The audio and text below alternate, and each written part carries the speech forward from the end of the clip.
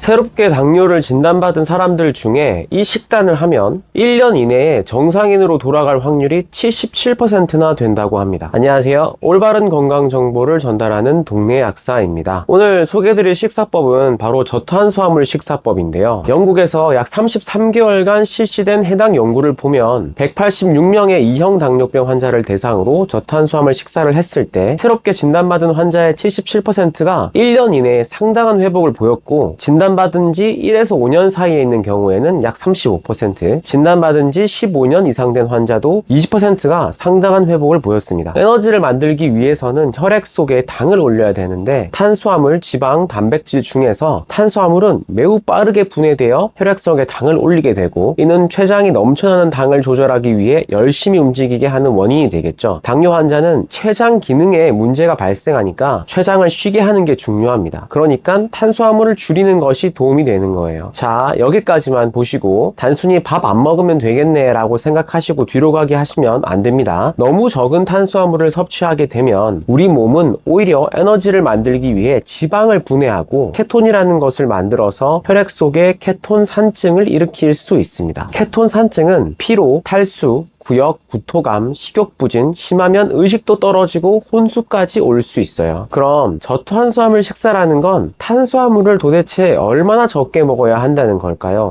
2023판 대한당뇨병학회 진료 지침을 보면 저탄수화물 식단의 중요성에 대해서 언급을 하면서 탄수화물의 비중을 전체 칼로리에서 55에서 65% 정도로 먹어야 한다고 알려주고 있습니다. 그런데 만약 탄수화물을 전체 칼로리의 40% 이하로 섭취하게 되면 오히려 나쁜 콜레스테롤인 LDL이 증가하고, LDL은 혈액을 막는 동맥경화의 주범이니까 오히려 뇌졸중이나 심근경색 같은 질병을 증가시킬 수도 있겠죠. 그럼 도대체 이 전체 칼로리의 55에서 65%라는 거는 도대체 어떻게 먹으라는 건지 궁금하시죠? 걱정 마세요. 제가 지금부터 좀 자세하게 알려드리겠습니다. 대한당뇨병학회 식품교환군을 보면 총 열량의 50%가 곡류로 배정되어 있는 것을 확인할 수가 있어요. 즉, 저탄수화물 식단이 당뇨병 식사 가이드라인에 이미 반영이 되어 있다는 겁니다. 그러니까 특별하게 뭔가를 더 줄인다거나 안 먹는 게 아니고 식품교환 단위군대로 따라서 섭취를 해주시면 돼요. 자, 그럼 우선 전체 칼로리를 계산하는 법을 알려드릴게요. 이게 내용이 조금 어려울 수 있는데 제가 천천히 알려드릴게요. 연필이나 종이 안 가지고 오셔도 됩니다. 계산 과정은 조금 복잡하지만 제가 편하게 보실 수 있게 한눈에 표를 정리해서 영상 마지막에 좀 놔둘 테니까 그때 참고해 주시면 됩니다. 우선 계산하는 방법을 한번 볼게요. 남성분은 키를 미터로 환산해서 2번 곱한 다음에 22를 한 번 더 곱해 주시고, 여성분은 마찬가지로 키를 미터로 환산해서 2번 곱한 다음에 21을 곱해 주시면 됩니다. 자, 한번 계산해보면 50대 평균 여성의 키가 158cm이니까 이걸 가지고 한번 해볼게요. 158cm를 미터로 바꾸면 1.58이 되겠죠. 그럼 1.58에다가 1.58을 곱하고 여기다가 21을 곱해 주시면 됩니다. 그럼 약 52.4가 나오네요. 여기에다가 본인이 평소에 아예 운동을 안 한다고 하면 30을 곱하고, 평소 그래도 밥 먹고 걷기 좀 한다 라고 하면 35를 곱하고, 헬스장이나 특정 운동을 좀 빡세게 한다 이러면은 40을 곱해 주시면 됩니다. 일반적으로 당뇨가 있으시면 아예 안 움직이시는 분은 거의 없잖아요. 그래도 식사하시고 걷기 정도는 좀 하시니까 35를 곱해 볼게요. 그럼 54.4에서 35를 곱한 수치인 1904가 나오네요. 그럼 대략 나는 하루에 1900kcal의 열량을 섭취하면 된다는 결론이 나옵니다. 자, 요걸 가지고 대한당뇨병학회 식품교환 단위수 배분을 한번 보면 1800kcal 기준으로 곡류 8단위를 먹을 수 있게 되어 있죠. 그럼 1900칼로리는 대략 곡류 9단위를 먹을 수 있다고 생각하시면 돼요. 그럼 하루에 곡류 9단위를 먹을 수 있으니까 요걸 3끼로 나누면 한 끼에 곡류 3단위를 먹을 수 있다는 결론이 나옵니다. 여기서 곡류 1단위가 뭔지를 알면 요거를 3개를 먹을 수 있다는 이야기가 되잖아요. 구체적으로 곡류 1단위는 여기 그림에 지금 나와 있는 것들이에요. 여기 있는 거를 모두 먹을 수 있는 게 아니고 이거 중에 한 개를 먹는 게 1단위인 겁니다. 자, 그럼